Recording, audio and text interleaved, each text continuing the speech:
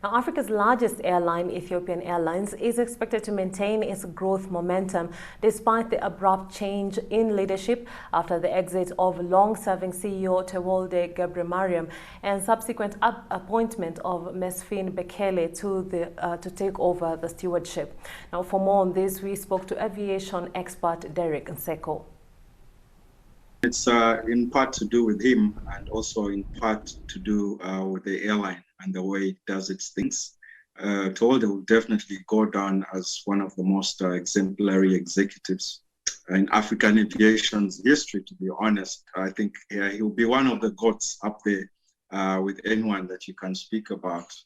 Yeah, but Ethiopian Airlines has defined itself as a national airline that is very different from the rest, and partly because of its autonomy. It's government-owned, but it's always operated as if it's not government-owned, as if it's a privately owned airline without influence from the government.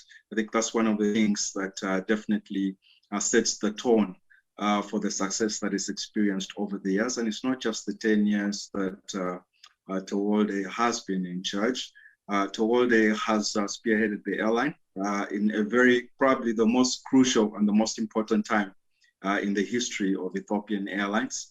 When he came into the top position, the airline had just gone through a short strategy that was called Vision 2010 that turned Ethiopian Airlines into $1 billion company. And at that point, they looked farther forward, and they came up with this strategy dubbed Vision 2025. Very, very ambitious, but through Vision 2025, and we're not yet in 2025, Ethiopian Airlines has more than quadrupled its turnover. I mean, at that time, 1 billion. It's now over $4 billion, at least pre-COVID. They had about 33 aircraft at the time, and now it's over 130 aircraft. They've quadrupled the number of passengers that they've carried through that period, from around 3 million to over 12 million passengers in 2019. So Tewolde has overseen perhaps the most successful period of any national airline on the African continent. And I'm sure even internationally, the success of Ethiopian Airlines sends a few ripples across the world. Interesting point is that you make there of the juggernaut that has been built in regards to Ethiopian. One thing though, in the building of Ethiopian Airlines, you know, from passenger volumes now surpassing Emirates, that was the leading player on the continent. His strategy and ability to, you know, send people he has worked with to other African airlines and try to grow the aviation sector on the continent. When you look at Ethiopia's plans now investing in other airlines on the continent, do you believe that it ties into what was initially their Vision 2025? And when you look back at the COVID-19 period, do you think this may have had an impact on him as an individual? Yeah, well, if you're talking about the COVID has really had an impact on every national airline. I think it will probably be spoken about by any airline executive, any leader in the industry, as perhaps the most difficult and the most challenging period in their careers or in anyone's tenure as a leader in the aviation industry. So if this period has been a difficult one for Tewolde Gabremariam, he's definitely, it's not a unique situation for him as a leader of a national airline.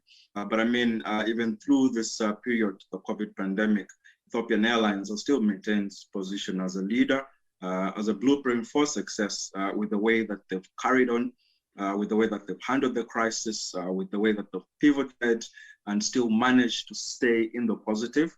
So in a sense, the COVID pandemic and the way Ethiopian Airlines handled the COVID pandemic will probably shine an even brighter light on his leadership and his management and his successes as an airline CEO.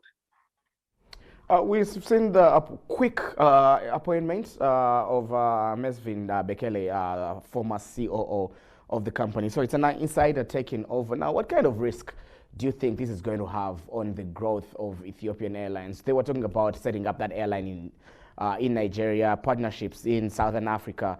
What holds now for the future of Ethiopian Airlines? Yes, and yeah, as you said, Mesfin Tasew Bekele is the new CEO appointed for Ethiopian Airlines. The beauty of Ethiopian Airlines, and perhaps one of the reasons why it's been a resounding success, is their vision, the way that they look so far into the future. At the moment, Ethiopian has a pipeline of capable leaders, and I mean, these guys can throw CEOs around to a number of airlines across Africa without affecting their own airline significantly in terms of capacity to lead. Yeah, so we're talking about Mesfin, who has also come through the ranks, just as Tewolde did. He spent about 4 decades, just as Tewolde did at Ethiopian Airlines. And he's previously served at Ethiopian Airlines, was the COO, as you said, for over 10 years. He was Vice President of Maintenance and Engineering between 2006 and 2010. He's actually held leadership positions at Ethiopian Airlines through their most successful periods. So he's a familiar figure within the Ethiopian ranks. And I think this is something that the airline did move very quickly to do, to restore that familiarity and to put people into key positions of leadership, people who have been with the airline through its journey. In the previous week as well, and just recently, former CEO of the airline and has been moved up to board chairman, Tewolde Gabremariam, who had left the airline a while back and oversaw the airline between 2005 and 2010, and is the one who turned it into a $1 billion turnover company. He's now the board chairman. He's been also appointed as president of Ethiopian Airlines. So in terms of risk, I don't really see any risk because they've kept the familiarity and they've put people who know the business and people who understand Ethiopian and its business and where it's going. These are the same people who have helped steer the airline to where it is today.